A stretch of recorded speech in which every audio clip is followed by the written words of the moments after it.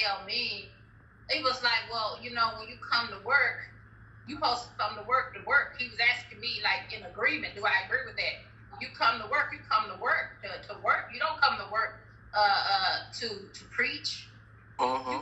They not paying you to preach, so you need to leave that at home. I said, well, I understand what you're saying. I said, but you can work, but every part of your life is encapsulated with God because you're dead. Uh-huh. So you're a walking epistle. A walking epistle can't cut off what they are. Uh-huh. You know, because all of your opinions is laced in the word. Oh, yeah. All of your reactions is laced in the word. All you right. know, that it consumes who you are. That's who you are. How you gonna leave who you are at home and be somebody else?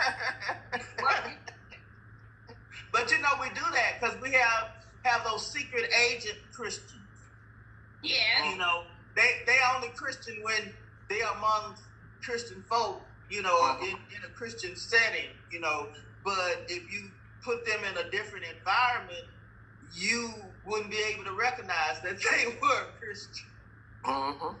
Right. So, I mean, it's one thing to say that you are a believer. It's one thing to say that you are committed to God, but if you're committed to Him, there are different levels of commitment. Because even the disciples were not at the same level with Jesus, because there were only 3 that He took, you know, higher to a certain place with Him, and the rest of them, they couldn't go because their level of commitment wasn't there, you know. And even those 3 that He took with them, you know, their level of commitment was greater. That's why they was in His inner circle.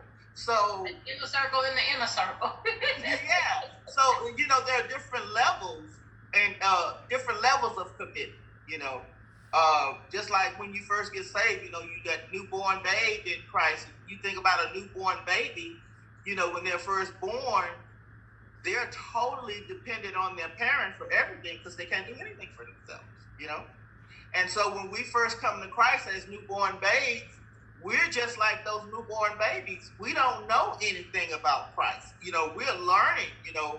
And I think that what happens, at least what happened to me early in my salvation with the Lord, is that I came in the church with this preconceived idea that, you know, I was this sinner, this terrible person.